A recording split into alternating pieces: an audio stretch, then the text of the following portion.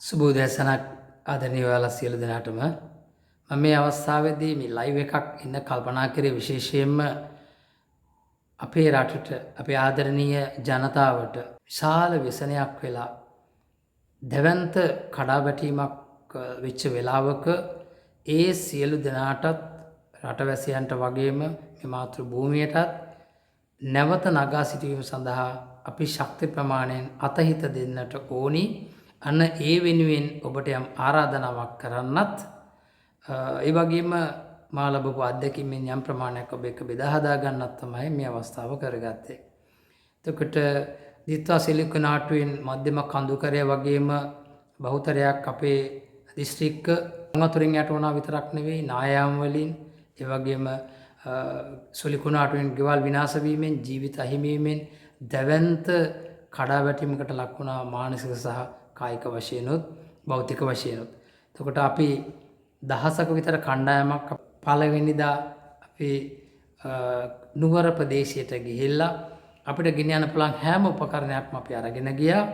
කැත්තැව් දැල්ල ඇලවංගුවේ ඉඳලා ඒ වගේම ගස් කපන කෑත් වල ඉඳලා වතුර මෝටර්ද එක්ස්කැවේටර් මේ හැම දෙයක්ම අරගෙන ගිහිල්ලා අපි පාරවල් පිරිසිදු කරගෙන යන්න බැරි තැන්වල ඒ වගේම ගස් කොළන් වැටිච්ච අයින් කරගෙන පස් කඳු ඉවත් කරගෙන නිවාස වලට ළඟා වෙලා ඒ නිවාස වල අඩි 4 5 සමහර තැන්වල අඩි 6 7 මඩ තට්ටු. ඒ කියන්නේ අඩි 15ක් 20ක් වතුර කඳක් ආවහම දවසක් දෙකක් තියෙනකොට අඩි 4ක 5ක මඩ තට්ටුවක් එන එක අතිශයෝක්තියක් නෙවෙයි.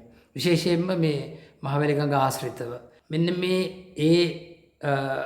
ගංගා නිම්න ආශ්‍රිතව මේ ජීවත් වෙච්ච ජනතාවට දැවැන්ත විනාශයකට මුහුණ දෙන්න සුද්ධ වුණා. අපි ඒ ගෙවල් සුද්ධ පවිත්‍ර කරලා දීලා දින 5ක් ඒ අයත් එක්ක සහෝදරත්වයෙන් කිසිදු ලාභ අපේක්ෂාවකින් තොරව අපි වැඩ කරලා දීලා ඔවුන්ගේ දුක බෙදා හදා ගන්නට සහ කම්පණය දැනෙන මිනිසුන් හැටියට අපි එකතු වුණා. මේ හා සමාන අත්දැකීමක් මට තියෙනවා 2004 වසරේ. එවකට මම මාතර ශාරිපුත්‍ර මහාවිද්‍යාලයේ නියෝජිත විදුහල්පති මගේ පාසලේ දරුවෝ එවකට 22ක් ජීවිත අහිමි වුණා. ලංකාවේ වැඩිම දරුවන් ප්‍රමාණයක් ජීවිත අහිමි වුණු පාසල මාතර පොල්හේන මඩිහ වල්ගම් වගේ ප්‍රදේශවල දරුවන් මේ පාසලට ආවේ. ඉතින් මුහුද ආශ්‍රිත දරුවෝ ජීවිත නැති වුණා. ඉතින් අපි පාසල දින 64ක් කඳවුරක් පැවැත්වුණා. ඉතින් සහෝදරත්වයේ අතුතරුව බලකාය ඇවිල්ලා විශාල සහයෝගයක් දුන්නා. වගේම මම මගේ ගෙදරත් මාතර මැද්දවත්තේ මගේ ගෙදර ඒ අවස්ථාව මම පවුල් 6-7කට හවුහරණ දුන්නා. සුනාමියෙන් අවතැන් වෙච්ච නිවාස අහිමි වෙච්ච අයගේ 25ක 30ක ප්‍රමාණයක් මාස 2ක විතර කාලයක් මම මගේ බිරිඳත් දරුවන් අපේ දෙමව්පියන් සියලු දෙනා ඒ අයට අතහිත දීලා ශක්තිය දීලා අපිට පුළුවන් ප්‍රමාණයෙන් අපි ඒ සහෝදරත්වය බෙදා හදා ගත්තා. ඉතින් ආදරණීය ඔබ සමගින් ඉල්ලන්නේ මේක දැවැන්ත විනාශයක්.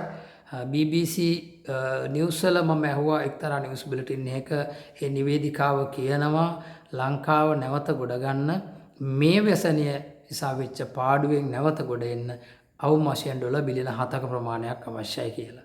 ඒ ගණන් මිමි කොහොම වුණත් ඒවා අඩු වැඩි වීම පිළිබඳ මට ලොකු අවබෝධයක් නැති වුණත් මම ආරාධනා කරන්නේ ඔබට තව දුරටත් සෑම කෙනෙකුටම පණිවිඩ යවන්න මේ පණිවිඩය ෂෙයා කරන්න.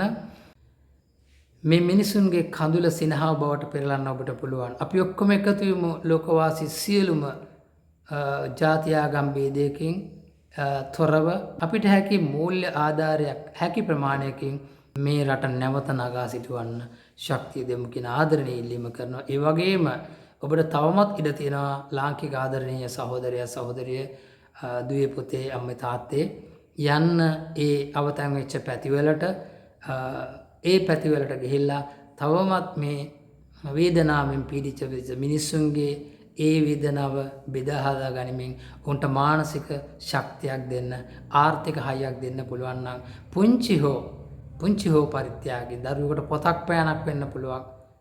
ඒ දෙයකින් උදව් කරන්න කියන ආදරණීය ඉල්ලීම මම දෑත් එක්කලා ඔබට කරනවා.